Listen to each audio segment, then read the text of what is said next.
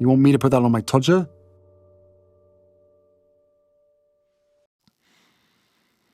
Her solo trip. If there are those of you thinking, a solo trip off the side of a cliff, I'm afraid it's disappointment for you today.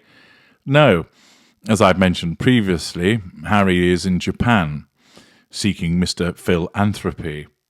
And of course, whilst he's doing something which is charitable and appears on the face of it at least to be decent, little Miss Attention Seeker can't allow that to go without her being noticed as well. Harry is allowed to go off.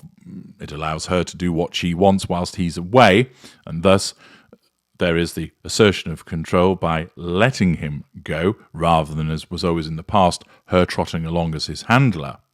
However, she doesn't want a situation whereby Harry garners all of the publicity and that she's not spoken about, because after all, she's the amazing Harry's wife, and everybody must keep talking about her in order to allow her to control them and to receive that juicy fuel that she needs.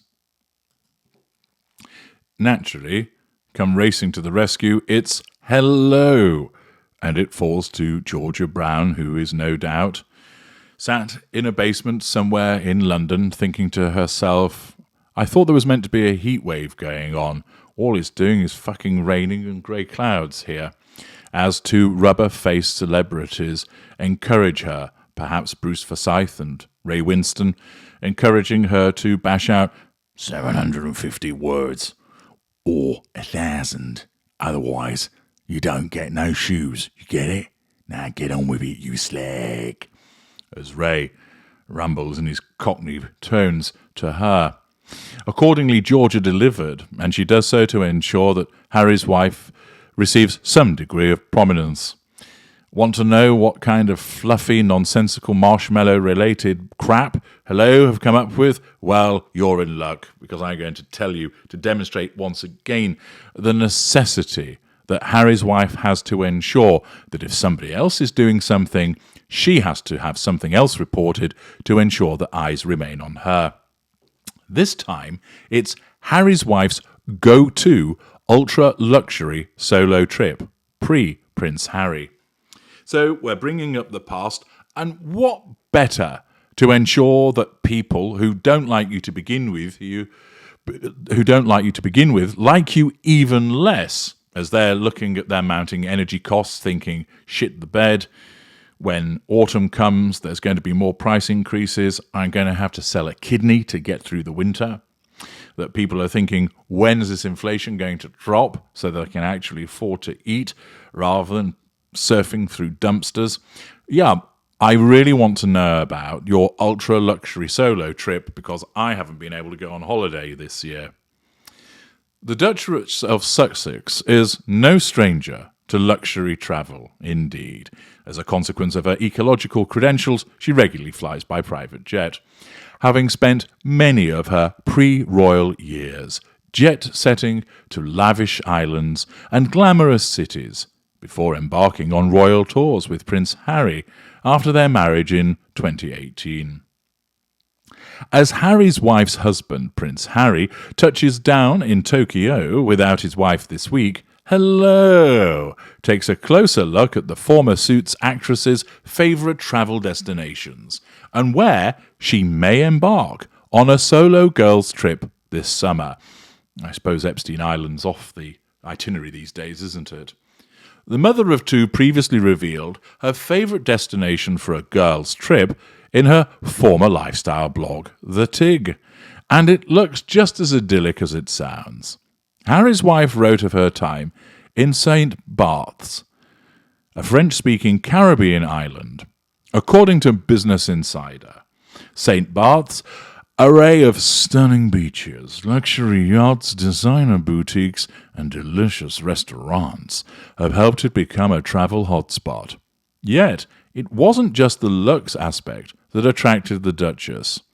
According to Business Insider, St. Barth's array of stunning beaches, luxury yachts, designer boutiques, and delicious restaurants has helped it become a travel hotspot. Yet, it wasn't just the looks aspect that attracted the Duchess.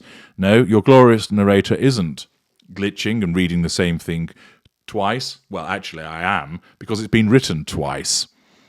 Yes, well done, hello. In order to pad out those words, it's just repeated one of the paragraphs. The mother of two loves the white sand island for its francophile sensibility that is just as island-esque as it is chic, quiet beaches, authentic Creole food, and a place where strolls down cobblestone streets and visits to French pharmacies, rival those found in Paris. Yeah. I suppose for her, maybe she got another dose and had to zip off and get something powerful and chemical to get rid of it from a French pharmacy. And ordinarily, that's not what you'd end up doing on holiday, is it? What should we do today? Do you know what I've really wanted to do? What is that, my dear? I've really wanted to go to the pharmacy. Sorry? Yeah, I don't know what it is, but I just have this urge to go in the pharmacy. I don't know if it's the smell. I don't know if it's the way that everything's lined up neatly, and the sheer sleek clinical environment. It just does something for me, right? I thought we'd go to one of these white sanded beaches. Fuck that shit. I want to go to the pharmacy. Yeah, but how about taking some strollings down cobblestone streets and evoking images of France? Well, yeah, we could do that on the way to the pharmacy. What a load of fucking bollocks. In fact, Harry's wife even wrote that she prefers to take a more low-key approach to her travel, with a healthy dose of swanky goodness peppered throughout. Yeah, I think you've added a letter extra there. I think it ought to be with a healthy dose of wanky goodness peppered throughout, of course with a nod clearly to the yacht days. Describing herself as a mermaid her friends could not drag out of the sea, so we now know that Harry's wife can't swim, Harry's wife revealed that Grand Saline Beach is the ultimate spot for crystal clear waters and unrivaled island vibes. What's an island vibe? What is it? Robinson Crusoe? Your teeth falling out? Being really hungry and starving?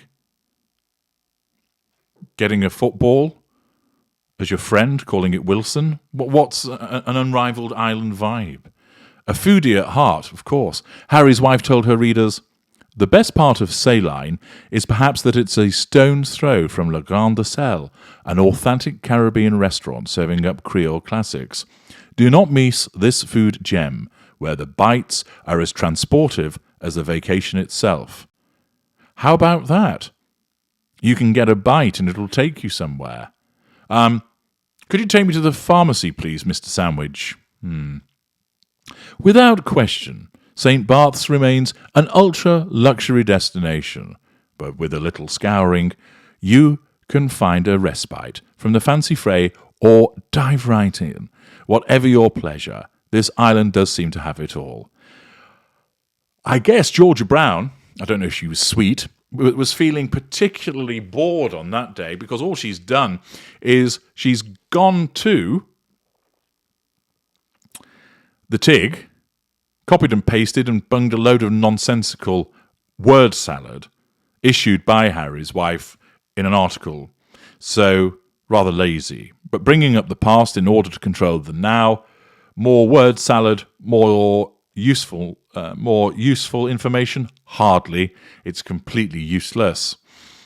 It's to be expected of Harry's wife, but it's necessitated by virtue of the fact that her husband is doing something, there are other people doing things, and she needs to remain prominent. So you're treated to this utter drivel. I'm H.G. Tudor. Thank you for listening.